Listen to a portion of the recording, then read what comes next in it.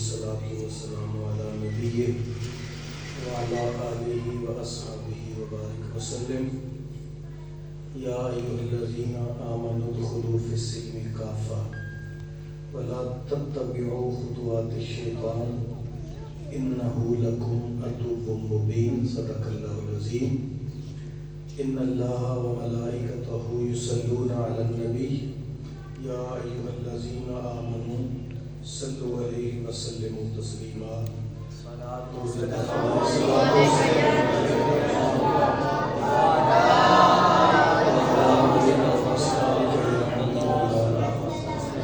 الصلاة والسلام عليك يا خاتم النبيين وعلى آلك وأصحابك رحمة للعالمين. حمد و صلاۃ تعریف و توصیف اللہ پاک کے لیے جو تمام جہانوں کا پالن ہار ہے.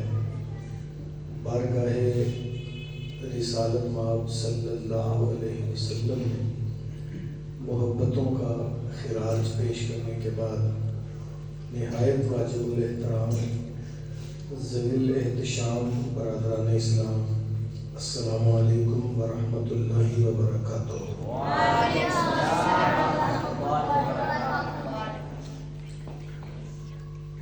آج بتوفیق الہی عزیز دوست محمد مجاہد اور محمد وقاص جن کی شادی کے پرمسرت موقع پر آقا کریم صلی اللہ علیہ وسلم کی اس محفل کو جو انعقاد کیا گیا ہے، میں پہلے تو انہیں مبارکباد پیش کرتا ہوں.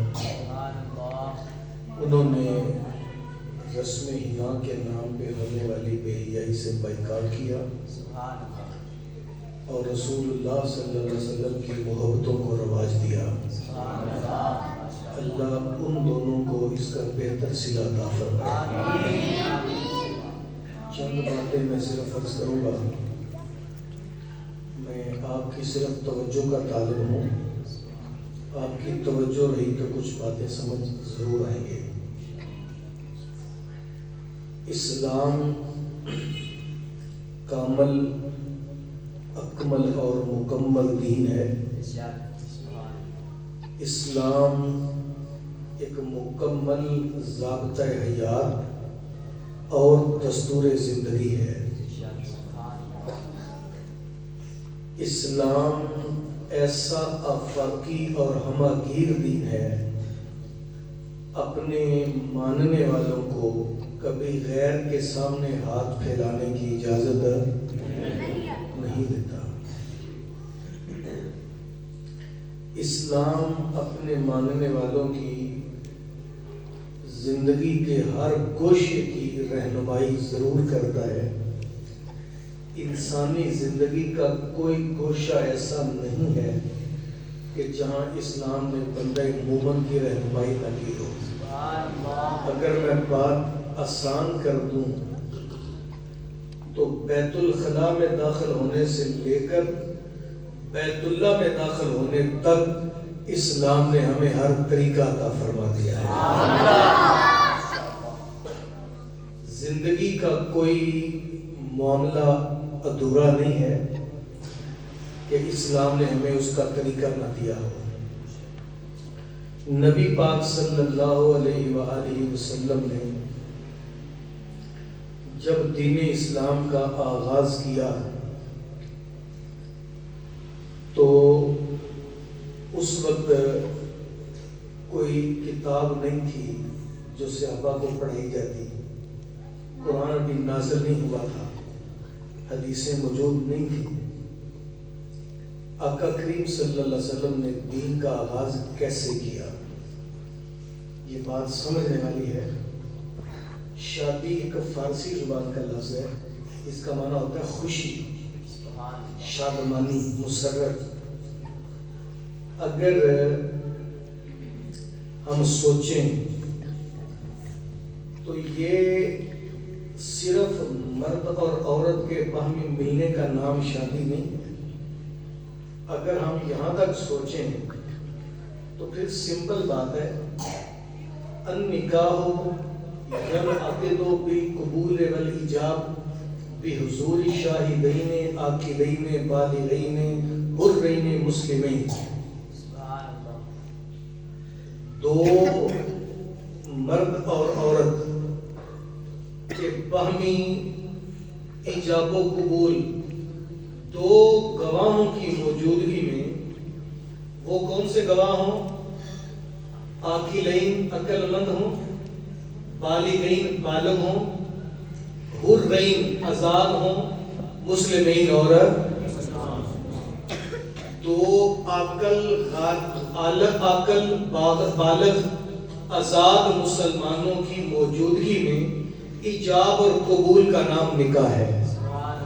اگر ہم سمیٹیں تو اتنی چیز کا نام شادی ہے، لیکن اگر ہم غور کریں تو شادی کہاں سے شروع ہوتی ہے اور کیا کیا تقاضا کرتی ہے، پہلے اسلام کا مزاج پڑھیں، پھر اپنے آپ کو دیکھیں کہ ہم کہاں کھڑے ہیں.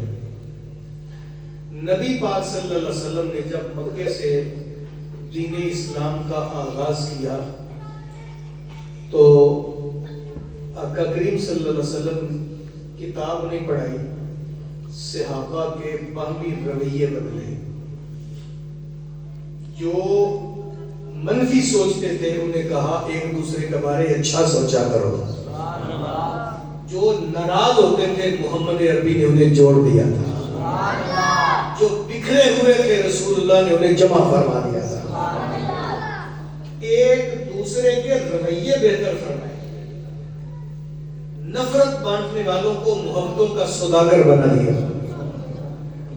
ایک دوسرے سے ناراض ہونے والوں کو آپس میں جڑ کے مل کے بیٹھنے کا درس عطا فرمایا.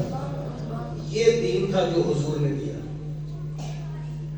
اچھا، چونکہ اسلام کی مخالفت کرنے والے زیادہ تھے، اس لیے کچھ مقامات پہ اسلام نے بھی کہا کہ تم باطل کی مخالفت کرو.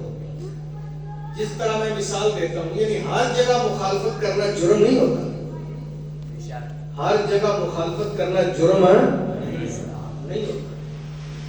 ہم جب قرآن پاک پڑھتے ہیں، اسلام تو کہتا ہے ہر کام کا بسم اللہ سے آغاز کریں، ہے نا؟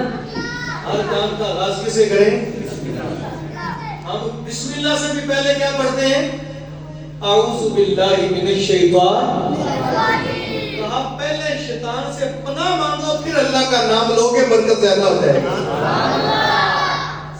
پہلے مخالفت کرو شیطان دشمن کی، پھر اللہ کی جب پناہ مانگو، اور پھر اللہ تعالیٰ کا تذکرہ کرو گے، اتنا زیادہ برکت عطا. اس طرح جب ہم کلمہ پڑھ کے مسلمان ہوتے ہیں تو کیا کہتے ہیں؟ لا الہ الا اللہ. اب لا الہ پہلے ہے، الا اللہ بعد میں ہے. تو لا الہ کا مطلب کیا ہے؟ لا الہ کا مطلب ہے کوئی معبود نہیں الا اللہ، مگر یعنی پہلے بتوں کی نفی کی گئی ہے، بعد میں اللہ کا اقرار کیا جاتا ہے. اسلام کہتا ہے کچھ مقامات پہ آپ پہلے باطل کی نفی کریں گے، کیونکہ اگر تمہارے اندر باطل پلتا رہا تو حق نہیں آئے گا. کیونکہ اگر یہاں بت رہے، اگر یہاں گند رہا تو اللہ کا نور آنے والا. گندا برتن لے کر دکان پہ دودھ لینے جائیں تو دکاندار کو بھلے ہی ہم نے پیسے دینے ہوتے ہیں تو وہ کہتا ہے بھائی میاں برتن صاف کر کے لاؤ، دودھ اللہ کا نور ہے. دودھ اللہ کا برتن صاف کر کے لاؤ، گندے برتن میں اللہ کا نور ہے. تو جب تک یہ دل صاف نہیں کریں گے تب تک بھی اسلام کا نور ہے. کیونکہ گندے برتن میں نور نہیں آتا، اس لیے پہلے ہم اللہ سے شیطان سے اللہ کی پناہ مانگیں، پھر بسم اللہ پڑھیں گے. پہلے بتوں کی نفی کریں گے، پھر اللہ کا اقرار کریں گے. صحابہ فرماتے ہیں جب ہم مدینہ پاک تھے. اچھا، یہ جو آیت میں نے نازل کی اس کا میں شان نزول بیان کروں تاکہ آپ کو بات جلدی سمجھ آ جائے.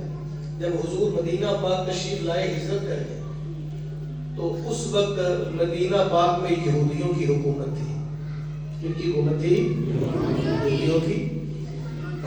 अच्छा, यहूदियों का तसल्लुत था। इस्लाम का रोजाना बढ़ता हुआ नेटवर्क, फैलती हुई मोहब्बत यहूदियों के लिए मसला बन गया। उन्होंने सोचा ये तो काम खराब हो जाएगा। यहूदियों ने एक बंदा तैयार किया, अपना आलिम दीन अब्दुल्ला इब्न सलाम। तुम जाओ मुसलमानों के नबी से बात करो, अगर तुम्हारी समझ आ जाएगा तो फिर हम भी वो दीन कबूल कर लेंगे। अच्छा, अब्दुल्ला इब्न सलाम ने अपने दिमाग में बहुत सारे सवाल तरतीब दिए, फिर एतराज़ात, फिर मोजज़ात। सोचा कि मैं मुसलमानों के नबी से ऐसे ऐसे सवाल करूंगा, उसे जवाब देना नहीं आएगा। पूरा एक मुनाजरा।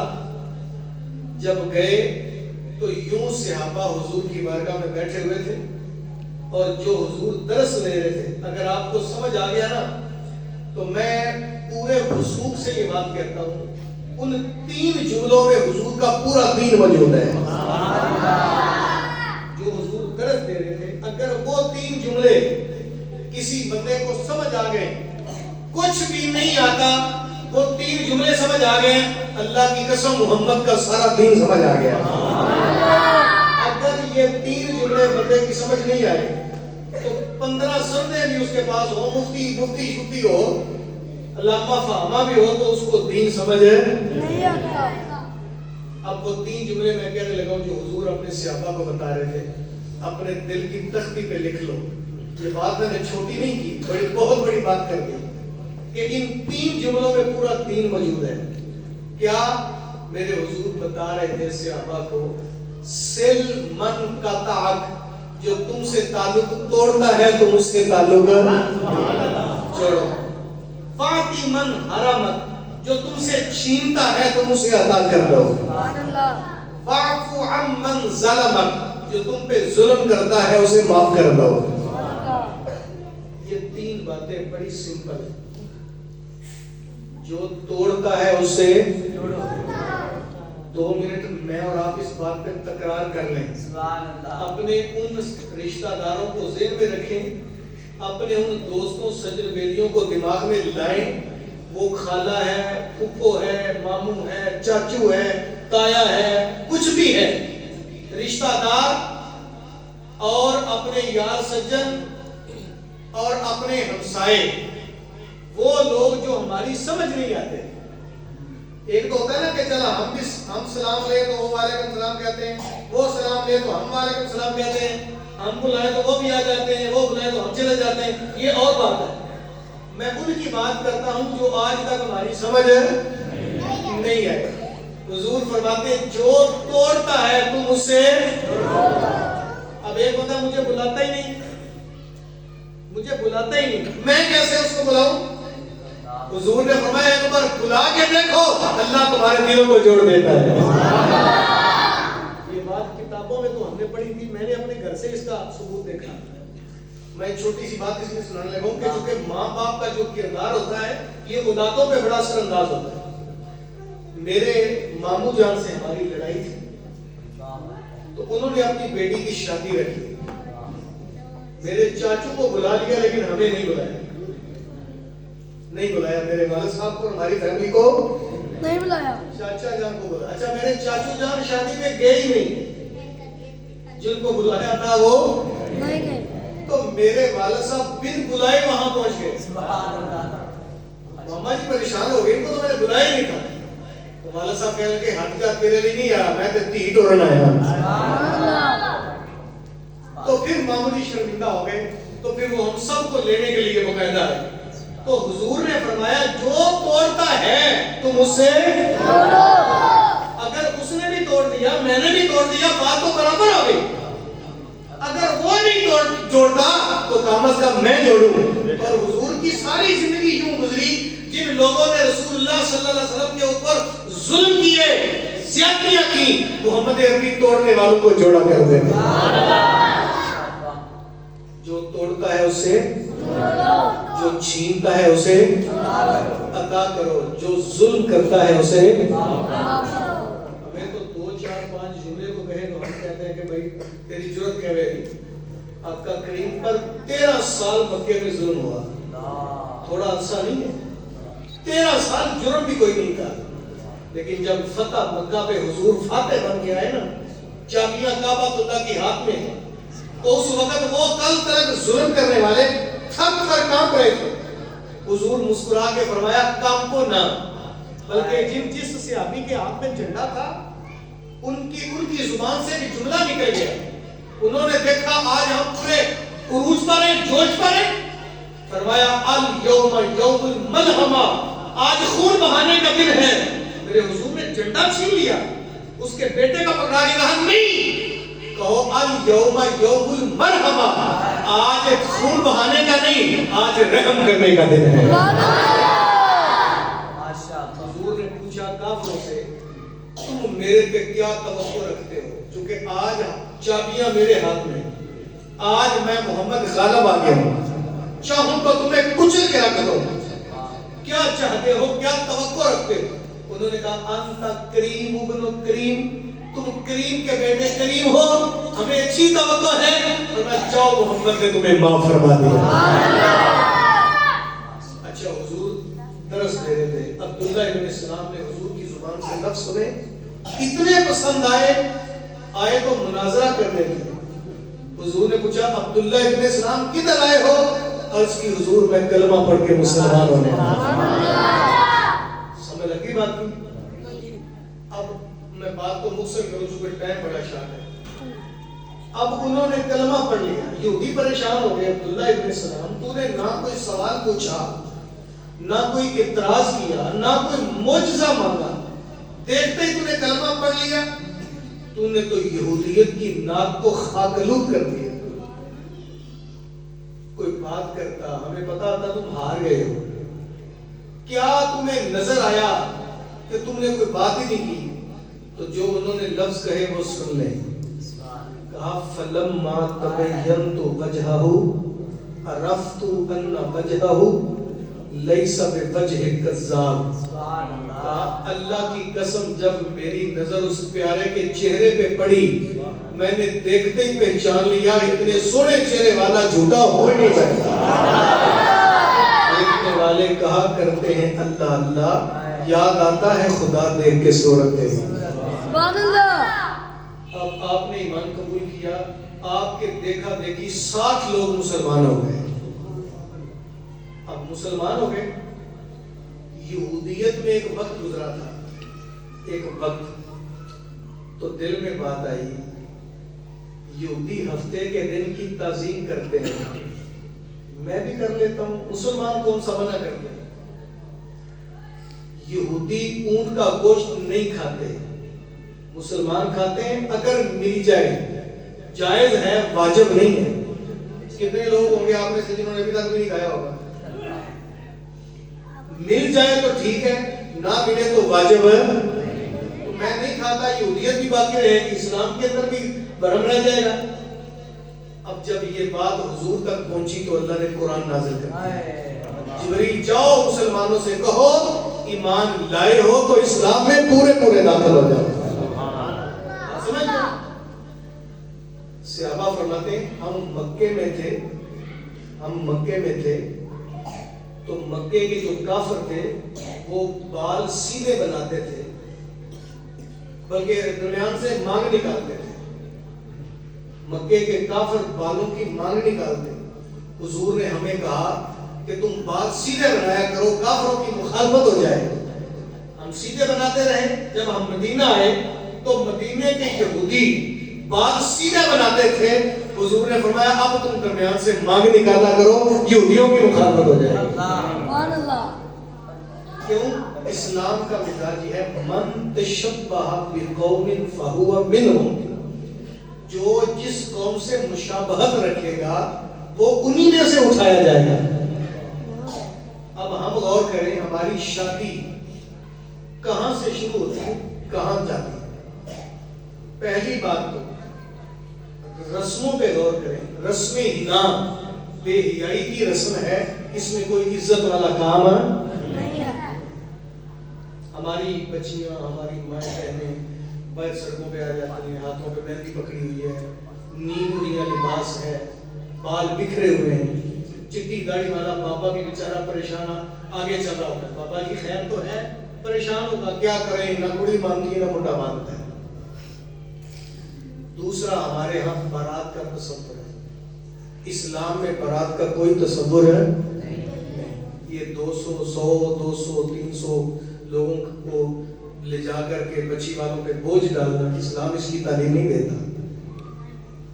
इस्लाम इसकी, ये हमारी अपनी रस्म है।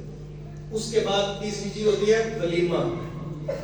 हुजूर का फरमान है, शर्रु ताम तामुल वलीमा, बदतरीन खाना वलीमे का खाना है। किस वलीमे का? जिसमें सिर्फ अमीर बुलाए जाते हैं, गरीब नहीं। चूंकि वलीमा होता है शादी का शुक्राना, शादी का, तो अगर वो शुक्राना सिर्फ अमीरों को ही खिला दे तो वो बदतरीन होता है, अगर गरीबों को भी साथ बैठा दे तो वो आपके लिए रहमत बन जाता है। हमने कभी नहीं सोचा, रस्म हिना में आने वालों की लिस्ट अलग होती है, बारातियों की लिस्ट अलग होती है, और वलीमे वालों की लिस्ट जो न्योंदरा नहीं देता उसको हम बुलाते हैं। हमारी इतनी पुठी रस्में कि हम जब सलामी भी देने जाते हैं तो उस वक्त तक हिलते नहीं जब तक लिखी नहीं जाती। और लिखने का रवाज पता क्यों होता है कि आज मैं 5000 देता हूं, कल जब मुझे जरूरत होगी तो पता सारे नु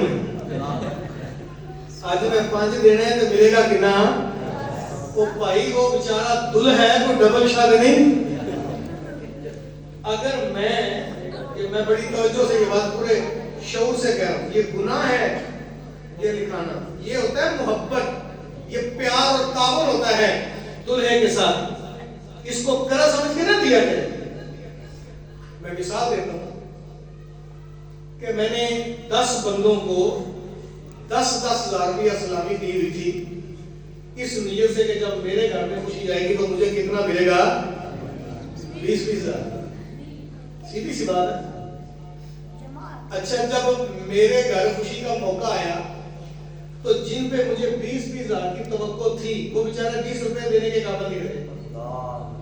कुरान कहता है तिल का अय्याम मुताबिलुहा बैनुन्नास, दिन लोगों के दरमियान फिरते हैं, आज काखे ते कल लखे, आज लखे ते कल भाई कोई पता नहीं होता किस वक्त बंदे के हालात कौन से आ जाए।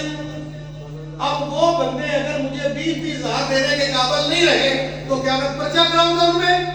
देओ भाई मेरा बंदे। अगर मैंने इस नीयत से उसके साथ तावन किया होता कि बारी ताला तेरे बंदे की खुशी का मौका था, जितनी हिम्मत और तौफीक हुई मैंने तेरे बंदे की खुशियों को दोबारा करने के लिए तावन कर दिया, आज मेरे घर में खुशी है, अल्लाह मेरी खुशियां तू दोबारा फरमा दे। अल्लाह किसी बंदे से लेकर देने का मोहताज है, तो अपनी जनाब से अता फरमाए। तो रस्मों को कुछ नहीं, ये कोई तरीका हमारा ठीक नहीं होता कि भाई मैं इतना दे लगाऊं, ऐ 5000 पिछले ही, ऐ 3000 अगले ही, ऐ मेरी चीनियां तो मेरे 24, छोड़ दे इन बातों को। जितना ताउन हो सके जरूर करें, लेकिन वापस लेने की नीयत से।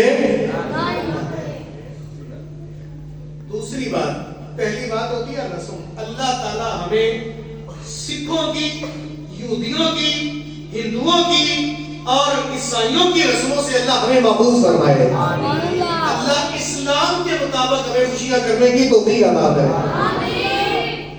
शादी का दूसरा जुज होता है बहमी हकूक अदा करना। लड़की और लड़का जिनकी शादी होती है, कुरान कहता है हुन्ना लिबासुल लकुम व अंतुम लिबासुल लहुन्ना। मर्द औरत का लिबास है और औरत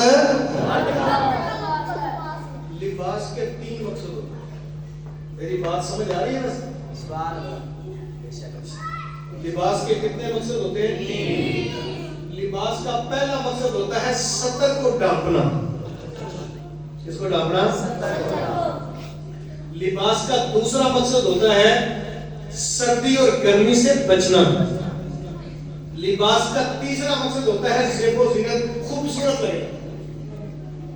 اب مرد اور عورت دیکھیں، پہلا مقصد تھا ایک دوسرے کو ڈھانپنا. کیا ہم ایک دوسرے کو ڈھانپ رہے ہیں؟ یہ نہ ہو کہ لڑکی اپنے مرد کی باتیں اپنے گھر والوں کو بتائے، مرد لڑکی کی باتیں اپنے گھر والوں کو بتائے. جب رات تنہائی کی باتیں ایک دوسرے کے گھر والوں کو بتائیں گے تو گھر کبھی خوشیوں کا گہوارہ نہیں بنے. چونکہ لباس کہا گیا تمہیں قرآن میں، لباس کا مطلب ہوتا ہے ایک دوسرے کو چھپاؤ، ایک دوسرے کی بات کو درگزر. یعنی حضور کا کتنا پیارا تھا. آقا کریم صلی اللہ علیہ وسلم نے مرد سے کہا کہ یہ جو بیوی ہے، یہ جو تیری ہونے والی بیوی ہے، یہ صرف نازک ہے، ٹیڑھی پسلی سے بنائی گئی ہے، یک لت سیدھا نہ کرنا وگرنہ یہ ٹوٹ جائے گی. اور سنیے، میں اس کی مثال آسان کر دیتا ہوں چونکہ آپ دیہاتی لوگ ہیں، میں بھی دیہاتی ہوں. آپ کبھی کسی نرسری سے پودا لائیں، ایک مرتبہ کھیڑ کے دوسری جگہ لگائیں تو وہ فل فور انہی قدموں پہ ہرا نہیں ہوتا، ایک بار خشک ہوتا ہے. پھر ہم وقت پہ اسے پانی دیں، کھاد ڈالیں، کوئی دوائی شوائی دیں تو دوبارہ وہ ہرا ہو جاتا ہے. پھر ہمیں وہ پھل بھی دیتا ہے، پھول بھی دیتا ہے، سایہ بھی دیتا ہے. یہ جو لڑکی ہے یہ ایک باغ سے دوسرے باغ میں آ کے آباد ہو رہی ہے. وہ کتنے رشتے چھوڑ کے، اس کی ماں کا اپنا مزاج تھا، اس کے باپ کا، بہن بھائیوں کا، اس کے ننیال اور ددیال ہے، تو پورا باغیچہ چھوڑ کے وہ نئے باغیچے میں آباد ہونے آ رہی ہے. آتے ہی اگر ساری چیزیں نافذ کر دو گے وہ بیچاری ٹوٹ جائے گی. اسے اپنے مزاج میں ایڈجسٹ ہونے کا موقع فراہم کرو. ہمارے یہاں پتہ کیا ہوتا ہے دیہاتوں کے اندر، چل بھی کڑی اور چوتھا دن ہو گیا پکا کھچڑی تاکہ تیرا وہ کام شروع کروائیے. غلط نہیں ہے، میں اسے غلط نہیں کہتا، لیکن یاد رکھیں جہاں اس کی ماں تھی وہاں اس کی ساس آ گئی ہے.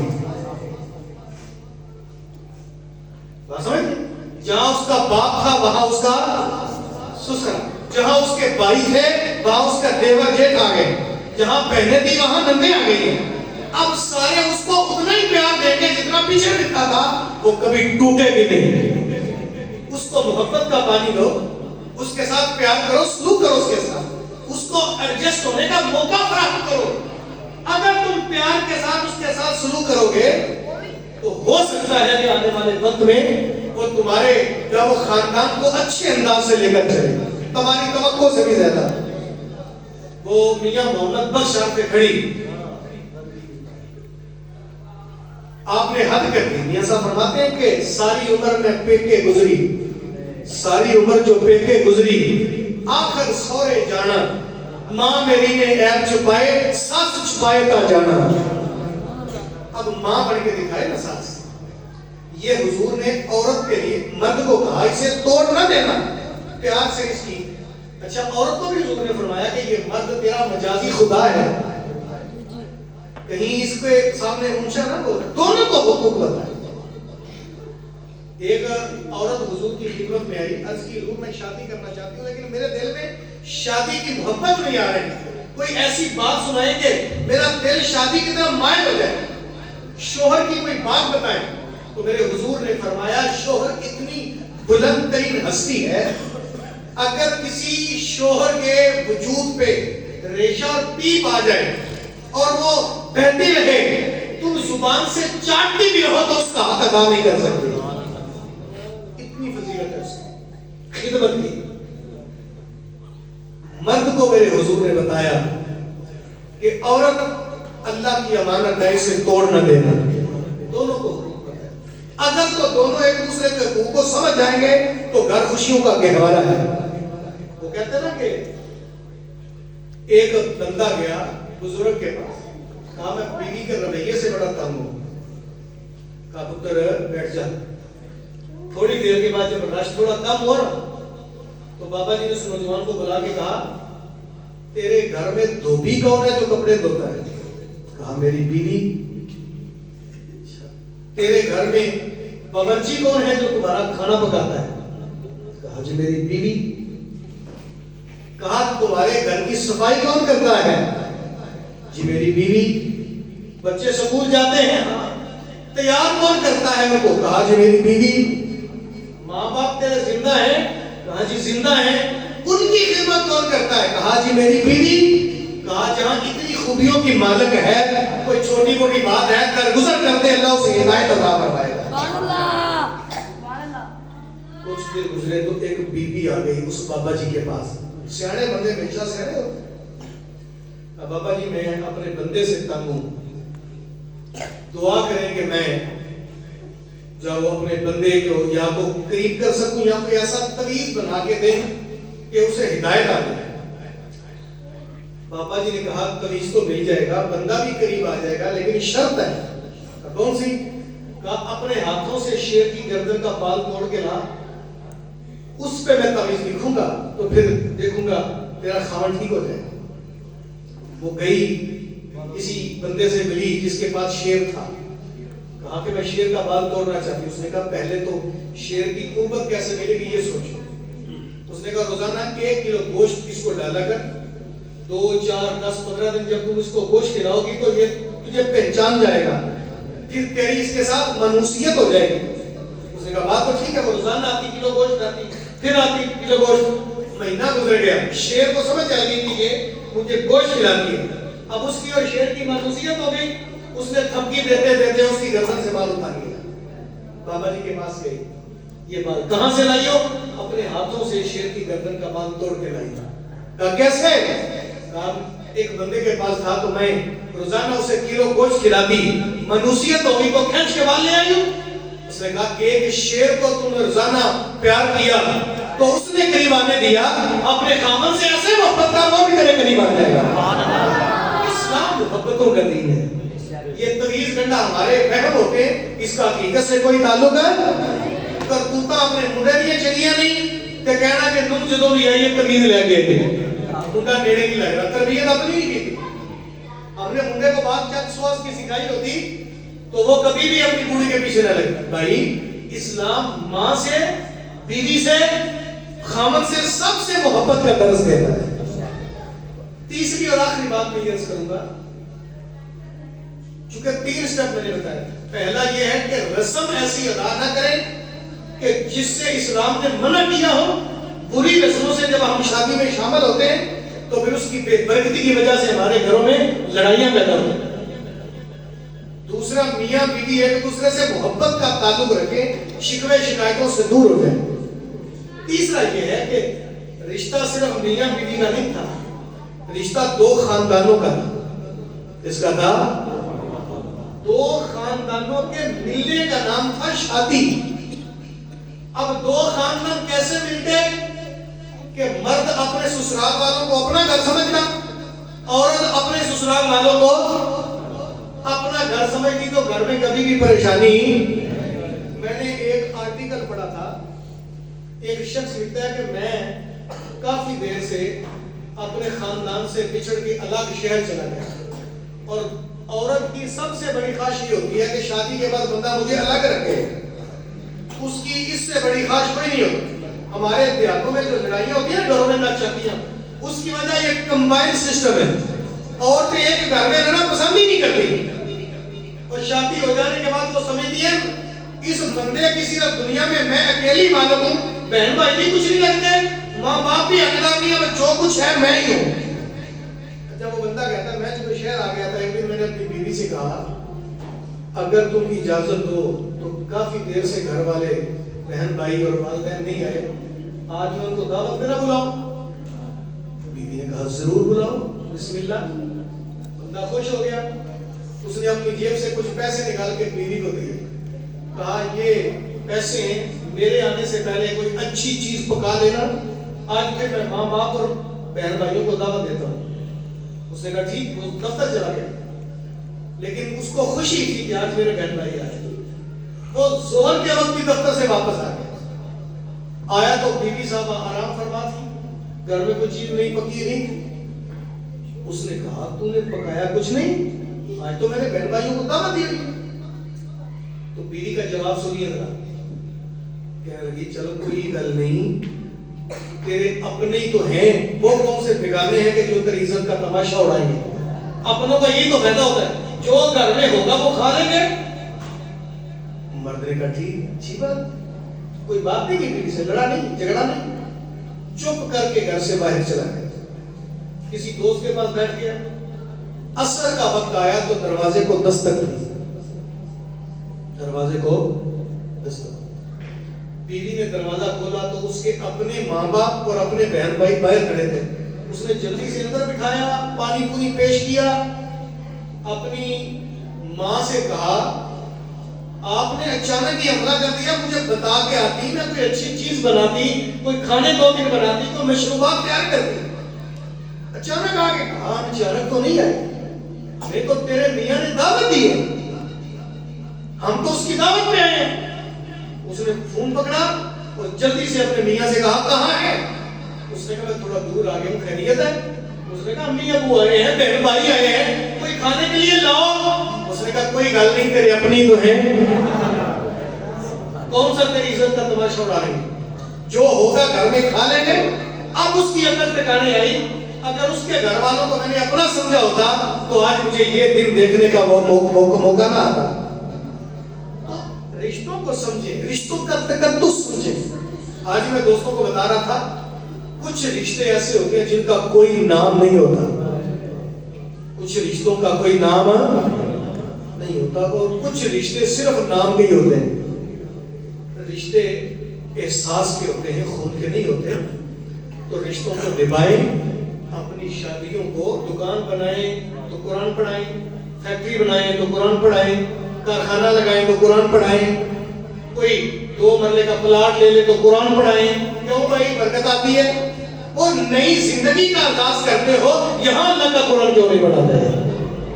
یہاں تو بدتمیزی میں جا کے ہم جب وہ شادی کا آغاز کرتے ہیں تو میری دعا ہے اللہ کی بارگاہ میں کہ میرے ان دوستوں نے جو رسم انعام کے نام سے بڑھتی ہوئی بے حیائی سے بائیکاٹ کیا اور یہ رسول اللہ کی محبتوں کو رواج دیا, اللہ ان کو ہر خوشی عطا فرمائے.